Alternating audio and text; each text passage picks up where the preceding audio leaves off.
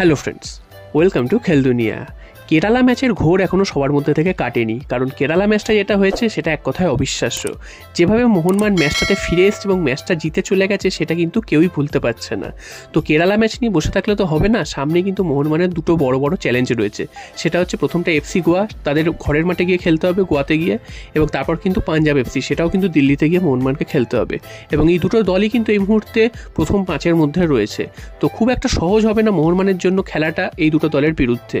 তো কেরালা ম্যাচে কিন্তু অনেক কিছুই দেখিয়ে দিয়েছে চোখে আঙুল দিয়ে, যেটা মোহনবাগান ডিফেন্স নিয়ে এতদিন ধরে অনেক ভালো ভালো কথা হচ্ছিল, সেই ডিফেন্সেও কিন্তু ফাঁক ফোকর তৈরি হয় বা একটু বেশি প্রেশার পড়লে সেখানেও যে গোল খেয়ে যায় সেটাও কিন্তু দেখিয়ে দিয়েছে। এবং বিশাল কায় যিনি কিন্তু অপ্রতিরোধ ছিলেন তিনিও কিন্তু কিছু ভুল করে বসেছেন। তো সব মিলিয়ে এটা বলতে হয় যে মোহনবাগানের আত্মতুষ্টি হওয়ার কোনো জায়গাই নেই, ওভার কনফিডেন্স কোনো মতেই যেন না হয়। যদি সেটা হয় সেক্ষেত্রে কী হতে পারে সেটা কিন্তু গত ম্যাচেই বোঝা গেছিল। তো ম্যাচটা মোহনবাগান জিতে গেছে ঠিকই শেষ মুহূর্তে, তবে রোজ রোজ কিন্তু এরমভাবে মোহনবাগান জিততে পারবে না, তাই জন্য মোহনবাগানকে সতর্ক থাকতে হবে সমস্ত বিভাগেই। তো এবার প্রশ্ন আসছে গ্রেগ স্টুয়ার্টের কী হলো, কারণ গ্রেগ স্টুয়ার্ট লাস্ট দুটো ম্যাচে তিনি খেলেছিলেন লাস্ট 10 মিনিট করে, তারপর হঠাৎ করে আবার শোনা যাচ্ছে চোট। তো তার চোট কখন লাগছে কী হচ্ছে কিন্তু কিছু বোঝা যাচ্ছে না। তবে এটা ঠিক যে তিনি আরও 10 দিন মাঠের বাইরে, অর্থাৎ গোয়া ম্যাচে তো তাকে পাওয়া যাবে না, তিনি সাবস্টিটিউশন হিসেবেও থাকবেন না। তো এটা কিন্তু একটা খারাপ দিক মোহনবাগানের জন্য, এবং গ্রেগ স্টুয়ার্ট মাঠে নামলে যে কতটা এফেক্ট পড়ে সেটা কিন্তু সবাই জানে।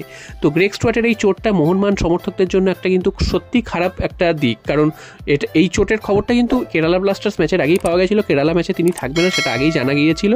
তো এবার যেটা জানা যাচ্ছে তিনি গোয়া ম্যাচেও থাকবেন, অর্থাৎ 10 দিন তার কিন্তু এই চোট সারতে চলে যাবে।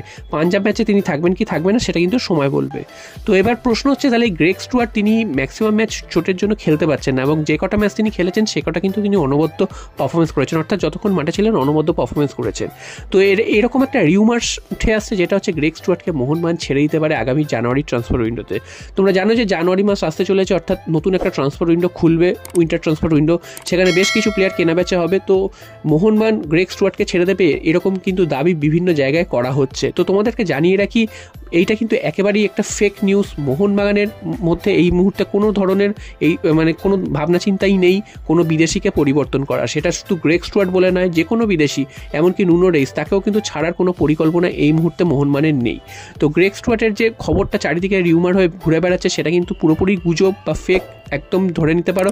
কারণ গ্রেগ স্টুয়ার্ট এমন একজন প্লেয়ার, তিনি হয়তো চোটের জন্য খেলতে পারছেন না ঠিকই, তবে তিনি যদি চোট থেকে ফিরে আসেন এবং ফিট হয়ে তিনি একদম মাঠে নামেন সেক্ষেত্রে বিপক্ষের ঘুম উড়িয়ে দেবে। এবং গ্রেগ স্টুয়ার্টের খেলা এই কদিন দেখে কিন্তু সবাই বুঝেই গেছে, এবং যেভাবে তিনি মাঝমাঠটাকে পরিচালনা করেন, শুধু মাঝমাঠ না সমস্ত বিভাগেই তিনি পরিচালনা করেন, সারা মাঠ জুড়ে দৌড়ে খেলেন। তো এইরকম একজন গুরুত্বপূর্ণ প্লেয়ারকে ছেড়ে দেওয়ার কোনো প্রশ্নই ওঠে না। তার সাথে 1 বছরের চুক্তি রয়েছে, এই একটা বছর তো তিনি থাকবেন। এবার বছরের শেষে গিয়ে তার সাথে কন্ট্রাক্ট বাড়াবে কি না পরের বছরের জন্য সেটা পরের কথা, তবে জানুয়ারি ট্রান্সফার উইন্ডোতে তাকে ছেড়ে দেওয়ার কোনো প্রশ্নই নেই। এমনকি অন্য কোনো বিদেশি বা স্বদেশি কোনো বড় ইন্ডিয়ান নাম সেরকম কিন্তু নেওয়ার কোনো পরিকল্পনা নেই। তো নুনো রেইসকে নিয়ে একটা প্রশ্ন আসছিল, কারণ নুনো রেইস অনেকদিন ধরে বসে আছে, তাকে ছেড়ে দেওয়া হবে কি না। তবে মোহনবাগান ম্যানেজমেন্ট কিন্তু তাকে ছাড়তে রাজি নয়, যদিও নুনো রেইস নিজে থাকতে রাজি নন তেমনটাই কিন্তু শোনা যাচ্ছিল। মোহনবাগান এই জন্যই তাকে ছাড়তে রাজি নয়, যদি কোনো বিদেশি হঠাৎ করে চোটগ্রস্ত হয় সেক্ষেত্রে কিন্তু নুনো রেইসকে মোহনবাগান রেজিস্টার্ড করে নিতে পারবে।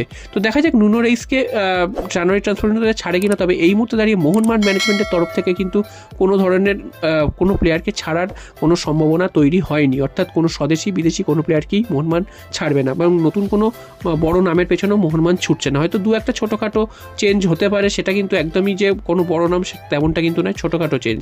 তো গ্রেগ স্টুয়ার্টকে নিয়ে যে রিউমারটা বেরিয়ে এসেছিল সেটা কিন্তু একদমই গুজব, একদমই ফেক, সেটা কিন্তু বলাই যায়। এবং গ্রেগ স্টুয়ার্ট হয়তো 10 দিন মাঠের বাইরে থাকছেন, তারপর তিনি কিন্তু আবার মাঠে ফিরবেন, এবং পাঞ্জাব এফসি ম্যাচে তার থাকার সম্ভাবনা রয়েছে। তো দেখা যাক শেষ পর্যন্ত কোচ মলিনা সেই ঝুঁকিটা নেন কি না, পাঞ্জাব ম্যাচে তাকে নামান নাকি একেবারে 2রা জানুয়ারি হায়দ্রাবাদ ম্যাচ দিয়েই তাকে শুরু করার, সেটা কিন্তু